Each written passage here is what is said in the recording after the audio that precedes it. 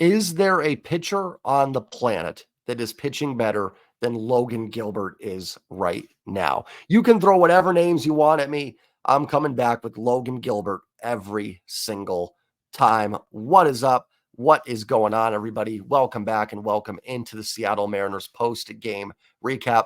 Much more like it as the Mariners bounce back from a tough loss yesterday and defeat the Houston Astros 5-0. They improved to 18-15 on the year, and they remain in first place in the American League West. Before I dive into it, do me a favor.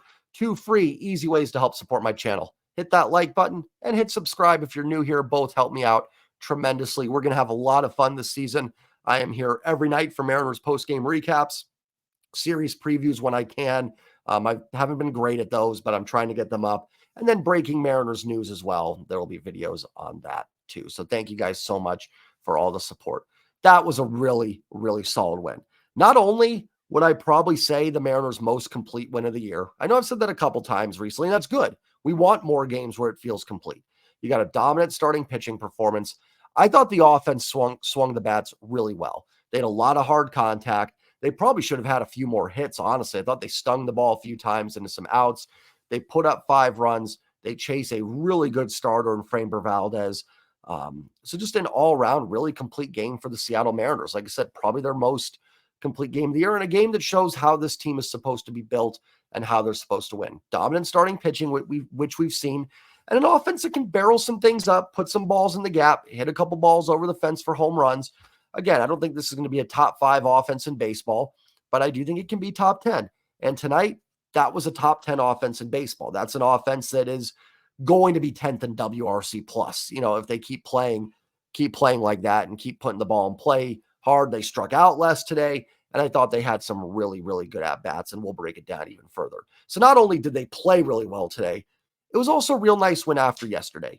Yesterday felt, not only was yesterday I talked about being kind of a gut punch loss, but it felt like a loss that could lead to a little bit of a spiral. You know, you're on the road, division rival. Houston's been scuffling this year, but you know they're going to get going at some point. They came into yesterday having won 4-5. They win yesterday. They come back. You know, you're thinking, okay, here we go. Now, the Mariners have played pretty well in Houston last year, but it's another place that's in the past been a bit of a house of horrors for the Mariners. You're thinking, okay, is this where it happens? Does Houston sweep us here and really dive back into it? And then we're back to the drawing board a little bit with the Mariners.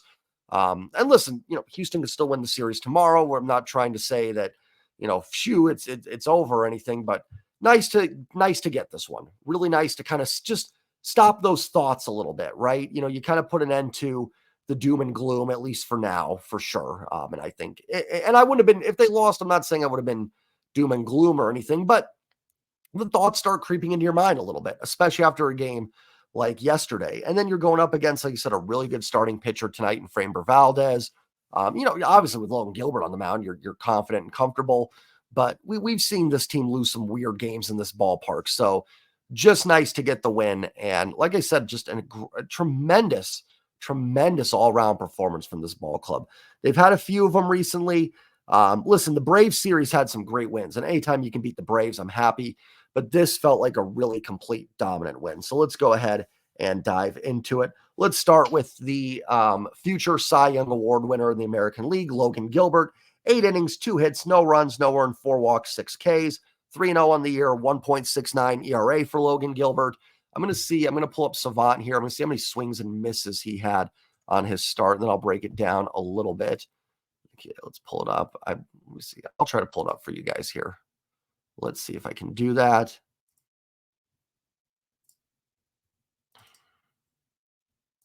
Okay, do we have Savant up? We do. Let's go over to the Mariners and the Astros. There it is. Win probability there chart. Obviously very favor the Mariners. Just like I said, great all-around game. First of all, top exit velos. I didn't realize, did Haggerty had the top exit velo. It wasn't on a hit, but 109. Dylan Moore hit 109.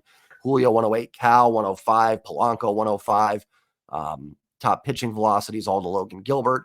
And swings and misses, 13 for Logan Gilbert. So pretty solid. And yeah, you can tell just dominant win. Expected batting average 316 versus 152. Really, like I said, a dominant win for the Seattle Mariners. I know some people might look at that game and say they didn't think Logan was as sharp as we've seen him. Now, first and foremost, and I'm not criticizing anybody for saying that. I think that's a fair point. But I will say, number one, that just shows how bleeping good Logan Gilbert is, that he just threw 8 shutout innings against a good lineup. I know the Astros are scuffling, but it's been mostly pitching and bullpen. Altuve has been swinging the bat well. Jordan, Tucker, Diaz. I'm not sure how Diaz has been this year, but good hitter overall. Who else? Bregman scuffling a little bit, but still a good hitter. Who else am I missing now? Jeremy Pena has had kind of a breakout year after a little bit of a sophomore slump. So that is a really, really good lineup. And I don't care how you do it. 8 shutout innings against them is great. The strikeouts were a little bit lower because the Astros went up there and attacked. They were swinging at everything. Logan Gilbert was at like 60-something pitches through 6 innings. So the fact that the strikeouts were a little bit down, I think that's just what the Astros' approach was. You can't get strikeouts if guys are going to swing at the first pitch every time and put it in play. And why not? Keep your pitch count low, get through the game. And it allowed Logan Gilbert to go 8 innings. I'm not saying that was a bad approach by Houston. It probably wasn't. When you're facing this Mariners staff, the best thing you can really do is probably just try and put the ball in play early and hope that it leads to good things for you. But yeah, it certainly, maybe it wasn't the sharpest game of Logan's career, but one, like I said, the strikeouts to me, that was the Astros approach. So there was just no way he was going to rack up a ton. He still got 6. 4 walks is a little high. I think Bregman had 2 of them, and Bregman's a patient hitter. He's going to take his walks. So not super shocking there. I don't remember the other 2 who he walked necessarily, but a little high. You like less than 4, but he also only gave up 2 hits. One of the hits was a bunt single by Yordan Alvarez. And I think Pena had the other one, which was hit fairly hard. Was a pretty solid line drive hit. Logan was fantastic. He was absolutely fantastic against a good lineup on the road as well, which makes it a little bit tougher always. I thought he was great. Do I think it was the best stuff I've ever seen out of Logan Gilbert? Probably not. But that's just, how good is this rotation? Not his best stuff. 8 shutout innings. The run this rotation on is absolutely, it's not only is it incredible, it's historic. It just dialed in. I didn't talk about it yesterday because I talked a lot about what happened in the 7th, 8th inning, but even yesterday, George Kirby, 6 innings, 1 earned run. They did it again. I know Hancock had a little bit of a rough start, the final game of the Atlanta series, but this rotation is just absolutely dialed in right now, like I've never seen it. It's and on top of what I was saying about Logan Gilbert, how casual was the 8 shutout innings watching the game? At any point, did you break a sweat today watching Logan Gilbert pitch? And I mean that as a compliment. It was just easy. Like I said, the strikeouts were lower because the Astros were putting the ball in play right away. And there was hardly any traffic. A little bit in the first inning after the Alvarez bunt. That was one of the Bregman walks. But at no point did Logan Gilbert just not seem in total command of that game. Just incredible. It just an easy 8. This staff is making it look so easy right now. And I can tell you, it is not this easy to do what they are doing. We are looking at a historical starting pitching staff right now. Just absolutely lights out. And it's the kind of rotation that can carry you to a World Series. Yes, I said it. That is not a jinx. That's not, me saying, oh yeah, this team's going, lock it in. But the way they're pitching, and listen, they're going to come back down to earth a little bit, but they're still really darn good. And yes, they are good enough to get this team into the playoffs and through the playoffs, especially if you get the type of offense you did tonight. So incredible outing by Logan Gilbert. Taylor Saucedo finishes up with a shutout 9th inning. Sauce was solid as always. I owe Sauce maybe a little bit of an apology because in the first week of the season, I mentioned I didn't think he looked very sharp. But ever since then, the guy's been absolutely lights out. So yeah, I was wrong on Sauce. I still don't think he looked super sharp early on, but it's why you don't judge players based on 3 innings of an entire season because Sauce has been lights out. The offense, Dylan Moore 0 for 3, but still got on base twice with 2 walks. Really nice game for the offense. Everybody reached base. Julio was 1 for 4, had a base hit the other way. Should have had a second base hit. That little infield hit he had, I thought that was a fair ball, but the ump said foul. Now, in the grand scheme of things, I don't really care that much. But for the players, that took a hit away from Julio Rodriguez, I thought. So would have been nice to have Julio 2-for-4, but good to see a solid base hit the other way. Again, with Julio, the batting averages come up and just the slugging. Still, I'm going to repeat myself every night with it, but want to see some more balls in the gaps and would like to see a couple go over the Crawford boxes maybe as well in this series. We'll see. Jorge Polanco, I thought, had a nice game. He was 2-for-5. He had a double and a base hit, and he hit a ball. They all stung the ball really well. There was a few at-bats later in the game when Bielak came in that the Mariners, I thought, stung a bunch, but right two fielders. So yeah, Polanco he did hit into the double play in the first inning, but even that I think was like 105 off the bat, obviously on the ground, but still hit pretty hard. Mitch Garver, 2-for-5 with an RBI double, another double later in the game as well. Good to see the former Twins, Polanco and Garver, leading to a run. That's what made it 2-0 when Polanco had a double and then Garver hit the double to score him. Mitch Haniger, 1-for-4, another guy that only gets one hit, but he stung two other balls as well. He had a line out late in the inning off Bielak that I thought was hit at like 104, 105. And he had a line drive to Bregman that was stung earlier in the game as well. So good to see Mitch Haniger hitting the ball hard. That was really good to see. Cal Raleigh, 1-for-4 at the 2-run home run, his 7th. Nice to see a right-handed home run for the big dumper. He's actually had a few of those this year. I think 3 or 4 of his home runs are actually right-handed. But really good to see. That thing was hit so high. It was literally the home run for Major League, where they go too high, too high, too high. And it's like, who gives it? You know what? It's gone. But great game from Cal. Good to see. Luis Urias, 1-for-4, the solo home run. You do not see a lot of balls hit the dead center field in Minute Maid Park. And Luis Urias did it. I mean, that's 400 to dead center. I mean, sneaky pop from Urias. And I mean, I shouldn't say sneaky. It's actually not. I guess you look at him, you don't really see the pop. But man, that ball just explodes off his bat. He has hit some bombs. He hit a foul ball.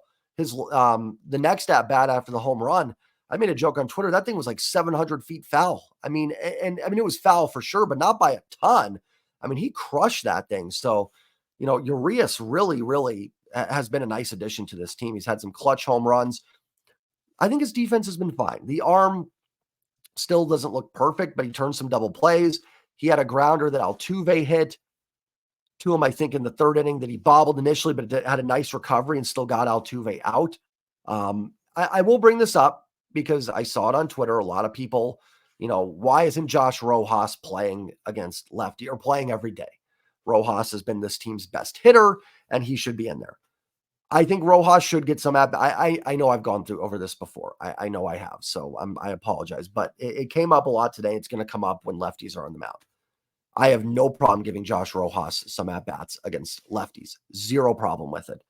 But you do have to ask yourself, who do those at-bats come at the expense of? Is it Luis Urias? Well, Urias is doing a pretty good job as the right-handed bat in the platoon. One of the reasons for Josh Rojas' success, in my opinion, is how the Mariners have utilized him. They haven't overexposed him to left-handed pitching to bring his numbers down. Now, Rojas' career isn't terrible against lefties. I think he can manage it. And I do think his bat's been hot enough that maybe giving him a start or two isn't the worst thing ever. But Urias has been fine. Polanco's better from the right side, so you're not going to play him over Polanco.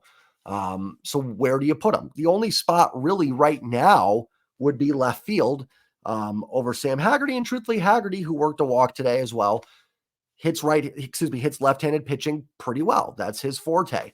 And Haggerty's probably going to be a better defensive value for you as well in left field, I would imagine, and a better base runner. So how much more value do you get out of Josh Rojas playing against lefties in the outfield than Sam Haggerty? So we have to remember these things. It's not just oh my gosh, how could Scott not play Josh Rojas? How could he not have him in there? There's more that goes into it. And if Rojas has been so good, maybe it's because of the way the Mariners have utilized him. It's just food for thought. I have no problem if I know the lefty's not going tomorrow, but if there was and Rojas was in there, I have zero issue with that whatsoever. I don't mind getting a hot bat, more at bats, but I don't think it's some sort of war crime that he's not playing much against left-handed pitching. You're getting what you want out of this platoon. It is working. If it's working and it ain't broke, don't fix it. Sam Haggerty, like I said, then was also 0 for 3 with a walk. So every Mariner reaches base. Three Mariners have multi-hit games, Polanco, Garver, and Ty France. I skipped over Ty France. I apologize. Ty 2 for 4 with 2 runs scored. A couple base hits for Ty France that were solidly hit. So good to see that from Ty as well. Like I said, just a really, really complete all-around game for the Mariners. And if this is what you're going to get, dominant starting pitching, which we are going to keep getting, like, again, it'll probably come down a little bit. No staff is this good, but it's still an amazing pitching staff. So we know they are going to be solid. And if you can get an offense that does this, they faced a good pitcher today in Framber Valdez, a pitcher that keeps the ball down on the ground, a pitcher that has given the Mariners fits in the past.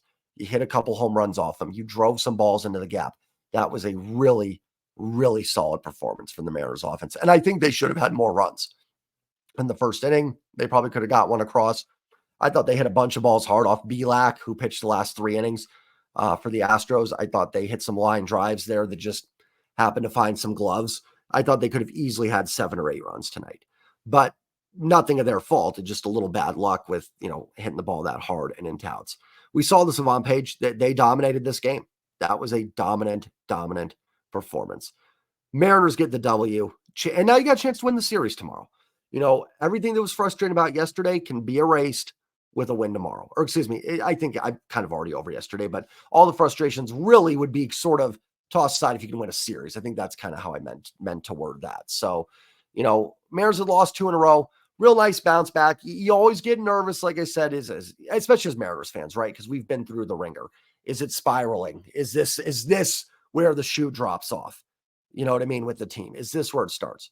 And it didn't, because you got such good starting pitching that you don't need much. You don't need much. That little the Cal hit into a double play that scored a run. Technically, that would have been enough. Not that we would have been, we wanted more, but that would have gotten it done with how good Logan Gilbert was tonight. I cannot say it enough. Logan Gilbert right now is my pick for AL Cy Young, and he is absolutely dialed in. And he looks like he's on a mission for it. You just got that look in his eye when he pitches, like, I'm winning the Cy Young this year. I don't know, but he looks just so dialed in. It's so funny because last week when Castillo dominated, I was like, man, Castillo's still the ace. Then I watched Kirby pitch. I'm like, no, give me George game 1. Then I watched Logan. I'm like, you know what? Give me Logan Gilbert as a Cy Young game 1. Great problem to have. Let's have a debate. Who's the best Mariners starting pitcher? Because there is no wrong answer. There is no wrong answer on who is the best of this group. You could throw Bryce Miller into it. I think Bryce Miller's been a Cy Young candidate, and we get to see Bryce Miller on the bump tomorrow, going for a series win in Houston and to put the Mariners 4 games over 500 and keep them in first place. I'm going to go enjoy my Saturday night. You guys go and gals go and do the same. Mariners get the W. Remember to hit that like button, hit subscribe as well, and I will see you guys all tomorrow night. Remember, tomorrow, post-game recap will be up. Monday morning, we will have the weekly recap with me and Mariners Sir. That'll be up Monday morning for you guys. So get your coffee ready Monday, your donut, your bagel, maybe a little Irish cream in there if you want. I'm just saying it's all good if you want to. And sit back, relax, and enjoy me and Mariners Sir breaking down the week that was in Mariners baseball on Monday. Also, planning on doing a live stream Monday. Me and Jake from You Love to See It. Hopefully we'll be doing the play-by-play for Mariners and Twins Monday. And me and Mariners Sir will have, hopefully some point this week, a monthly recap for the Mariners as well, breaking down March, April, and a little bit of May for where this team is right now. But I am excited. I'm ready for the next game. I'm loving watching this team right now. I'm having a blast with them. I'm having a blast talking about it with all of you. Go Mariners, and I'll see you all tomorrow night. Peace.